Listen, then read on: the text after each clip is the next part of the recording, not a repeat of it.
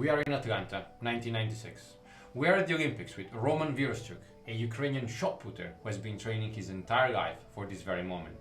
He's fifth and he has one shot left to get on the podium. He gets ready, he psychs up, but he waits too long and time runs out. He won't be able to throw. He knows that he won't make it in 4 years, so his lifetime opportunity is gone. This is pretty much what would happen to you if you apply to a consulting job with a subpar resume. You work very hard on your achievements and you throw away a massive opportunity for a trivial mistake. So we're making this video to make sure that this doesn't happen to you. Good news, writing a consulting resume is not rocket science. It's actually pretty standard. We are going to give you very precise and detailed instructions on how to do it step by step.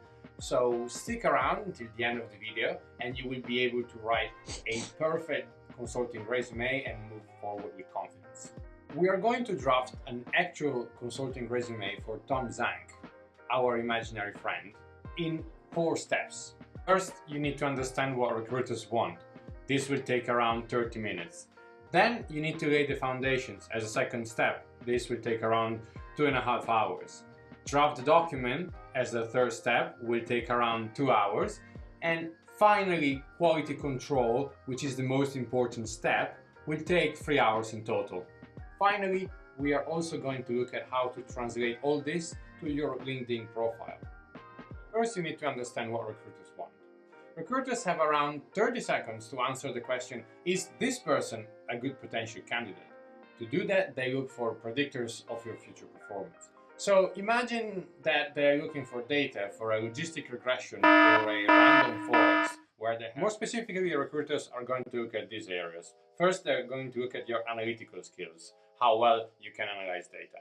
Then they are going to look at your problem-solving skills, so how well you can decompose and solve complex problems. Then, a very important one is the ability to get stuff done, so getting results out no matter what the conditions are.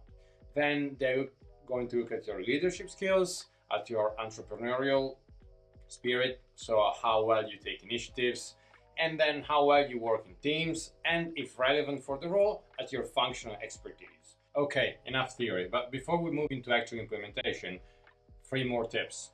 First, comply with industry standards. No need to be creative here. Secondly, don't be 80-20, details matter. Third, always focus and think about the skills and signals recruiters are looking for. Okay, it's now time to start drafting our resume. As with anything, we start from a blank sheet. The first step is collecting your information. This may sound obvious, but it's a really good starting point.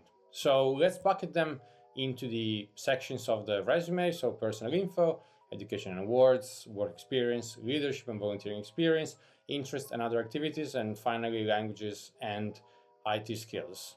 Now, obviously, these sections will have a different weight depending whether you're a student or a working professional. What you need to do is simply fill the information in. Don't overthink it. Don't try to make it fancy. Just collect your information so that you have everything there and everything ready. What you should have is something like this, and we are going to come back to this later and refine it. Very easy, you didn't break a sweat, unlike me today, because it's really warm. Now, what you need to do is to take all this information and match it with the skills consulting companies are looking for. You need to have a table with all the skills they're looking for. You just need to take all the points from the relevant points from your information and match it with the relevant skills. So for instance, for Tom, he was amongst the top 10% students in university with a GPA 9.5 out of 10, and because the degree was very analytical, that would match well with the analytical skills. Same thing on the models, same things on about the paper. And you can follow this for all the skills, right? So problem solving means finding solutions, original solution to problems, as the name suggests. So this would be another one, and an example would be growing the artist network from 30 to 120 members, because you have a problem and you find a creative solution to solve it. Leadership, whether you're a student, you chaired some event, or you are a working professional where you can have more chances of showing your leadership skills, you need to pick out any experiences that supports the skill. Teamwork, again, it follows from the table. Ability to deliver results, again, this is the get it done from consulting. Remember that one point, just this one, can match to multiple skills. And finally, you have function expertise. This is only if it's relevant, usually for your case. You may or may not need function expertise. If you're applying as a generalist, probably won't. And finally, you have entrepreneurial spirit. For instance, for entrepreneurial spirit, we have Tom's experiences where he conducted the market research for a startup and raised 10K via social media. So again, we took some of the information from here and we translated everything into this and matched everything. It's important to make sure that it would be useful to rank each experience by importance, so that when it comes to compiling your resume, you already have that ready and you already have some sense of prioritization. After making sure that your experiences cover all the skills required by consulting companies, it's now time to translate these experiences into achievements. This is possibly one of the most important steps in the whole process, because consulting companies and recruiters don't really care about your role or what you did. They just care about what you achieved and the impact you had. So to do this, we can just work on a little table like this one, where you have your role. Then you need to ask yourself, what did I do? And then what did I really do? So in the first question, you have to list what the role was, and then in the what did I really do, you can go into more details. And finally, this so what, which is the achievement, the outcome of your action. Here we only have 3 examples. The first one is the business development analyst. Tom created several strategies to get more artists on board.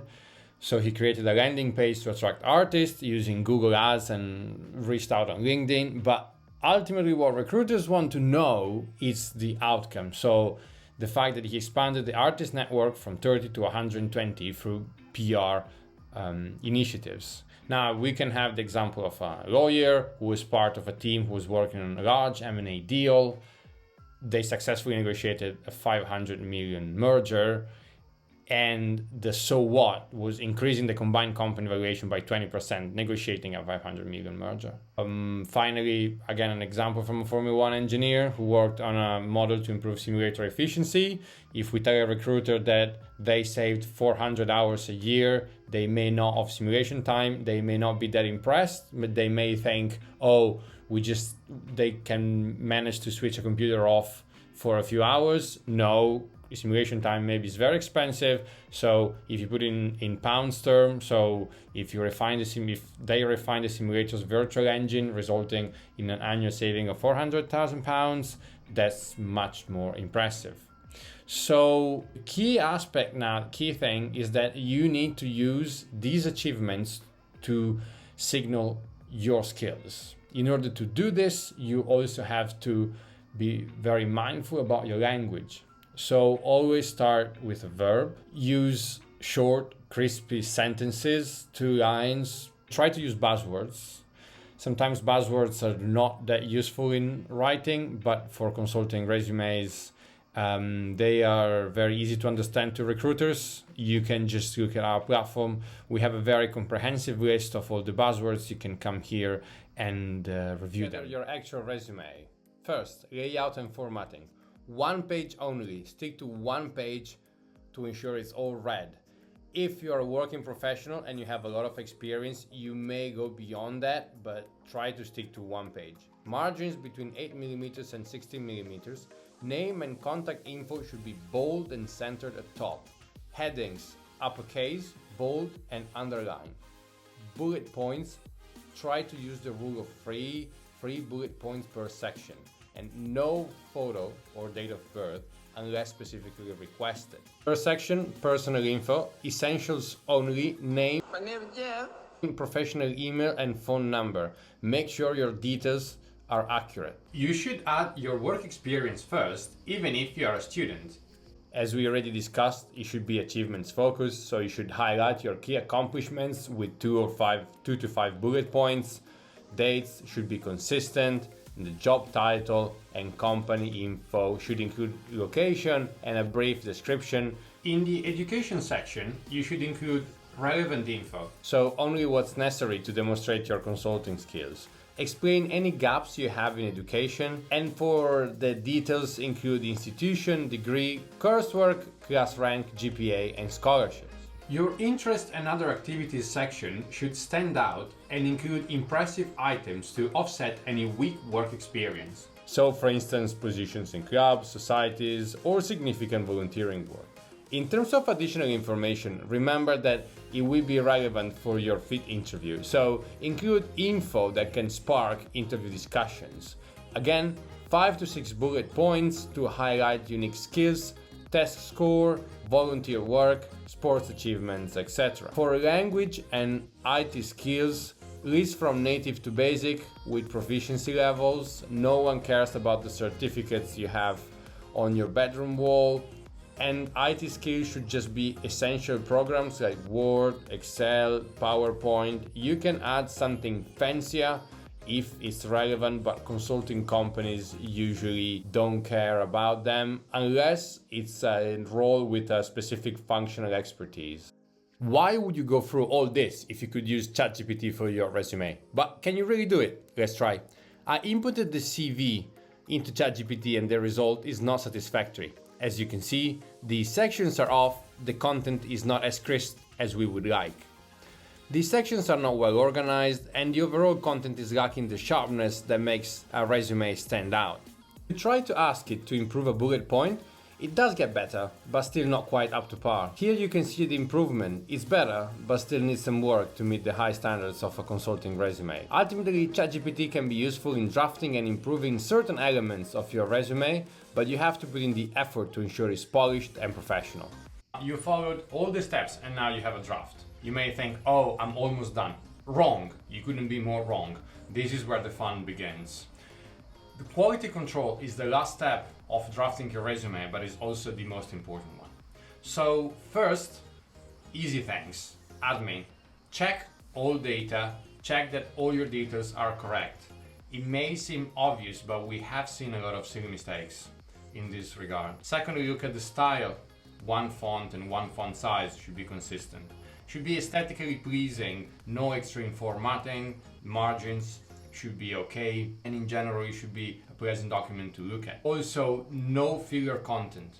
Every single bullet point in your resume should communicate skill that is relevant to consulting. So if a recruiter picks up a random bullet point, it should say something. Finally, and most importantly, get feedback.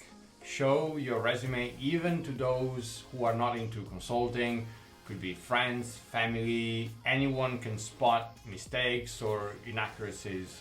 So do get feedback. This is extremely precious, and iterate on that until the document is pretty much done. This is very, very important because once you do your resume well, then you won't have to think about it anymore.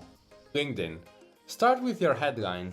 Make it more than just your job title. Then choose a professional, high-quality profile picture. First impressions matter. And also make sure that you include your cover photo. Your summary should be brief but impactful. Highlight key skills and experiences. For your experience section, include key responsibilities and achievements, just like your resume. Use action verbs and quantify results in the same way you did for your resume. From colleagues and engage with your network regularly to stay visible and connected. This brings us to the end of the video. I hope this video was useful. We tried to make it as practical as possible so you could really draft your resume. Not a high-level video, but something applicable and actionable. If you liked it, like and subscribe as usual. And also visit our platform at myconsultingcoach.com. We have a full article on it, so you may learn more and you can find more examples.